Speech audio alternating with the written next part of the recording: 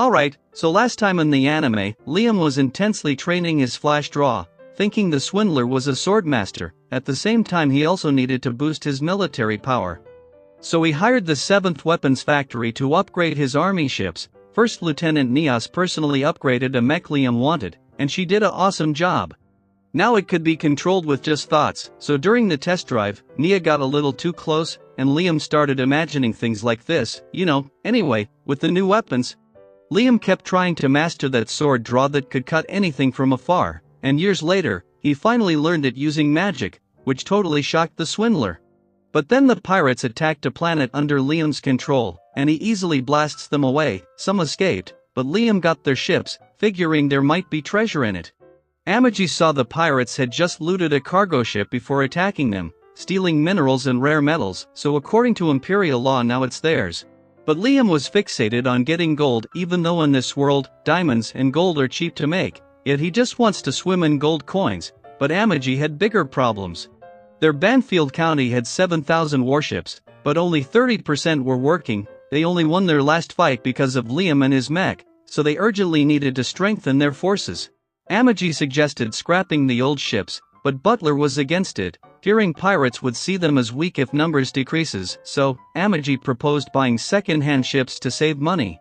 And Liam didn't care about prestige and wanted hand-me-downs to cut costs. Just then, different military engineering departments were showcasing their latest warship design.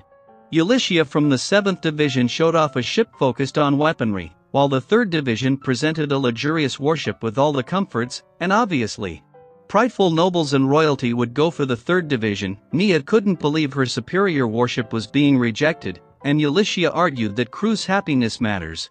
Believing happy crew win every battle's such a naive way to think about war, so Ulyssia challenged Nia, saying future encounters would prove her right. Frustrated, Nia needed to find a buyer for her ships and knew who might want to purchase her ships. Meanwhile, Liam was training hard, aiming to be as skilled as Shui, but the guide, who feeds on negative emotions, was now feeling negative himself because he wanted to taste Liam's ultimate despair. That's why he gave him such a terrible life, yet Liam turned it around. Well, after that, Amagi learned the Imperial fleet was upgrading their ships, so they are down to sell their old ships. But the catch was they also wanted to offload their old crew who are close to retirement. Liam saw this as a great opportunity because those old geezers are trained and experienced personnel. And meanwhile, Nia went to Shui, who had trained Liam since he was young. She asked him about Liam's tastes, but Shui totally misunderstood, thinking she was asking about his taste in women. So he described his fantasies in details, believing she was into him, but actually, she was trying to seduce Liam to buy her ships. But seeing those flashy underwear brought back some bad memories for Liam. Apparently, his wife used to wear this type of underwear and refused to sleep with him. At the time, Liam didn't know she was cheating on him. Then, Amagi said they could buy a few hundred ships but it would strain their budget. Nia was happy and quickly told her superiors. Their butler and Shui again misunderstood, thinking their young master had gotten intimate with Nia again. Well, after that, Nia delivered 300 ships just as the Imperial fleet had arrived. So first, Liam went to see the new ships, and their Nia tried to give her honey traps bonus again, which just hurt the poor guy again. So, Nia changed the subject, asking for the pirate ships, but Liam refused, because he wants to add them to his fleet. But Amagi suggested trading only few ships in return to ask for upgrade on some of their ships. Nia agreed instantly, so Liam went to the pirate ships to check it out. Their tech was different from the Imperials, and Nia thought the steering wheel was just for show, but Liam understood why pirates used it because men are simple creatures, and suddenly, he saw something like a dog made up of light and followed it, and it led him to a chamber where Amagi connected to the system and found the ship's history, including all its routes. The data showed most pirates went to a very dangerous, but abandoned place, and Liam realized that's where they must have hid their treasure. All pirates do that.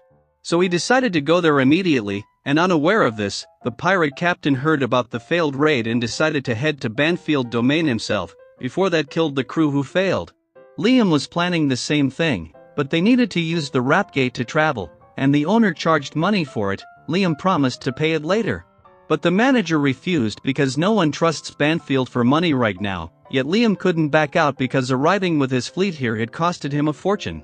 So he couldn't just go home to fetch the money, but without payment, manager refused to open the gate, and just then pirates used this gate because money talks, and since Liam didn't have it, the manager refused him to his face again. Liam made up excuses about his sick mother and all, but the manager still said no. Then the manager received a message that the pirates wanted to use the gate, so he went off. Disappointed again, Liam saw the light dog and followed it. Meanwhile, the manager and his crew left the control room to let the pirates through, such corrupt officers, and just then, Liam arrived in the room and thought the manager had taken pity on him and left the control room for him, so Liam changed the coordinates, which messed with the pirates' route. It sent them right where the Imperial fleet was docked, and the numbers were huge, 20,000 pirate ships versus 70,000 Imperial ships, and meanwhile, there Liam arrived at their destination to dig up the treasure. This island was surrounded by pirate ships, but less than half were operational, so Liam launched a full-scale attack. Then went in himself with his mech unit, and just after some moment, all the operational pirate ships were destroyed, giving Liam a great haul to become rich.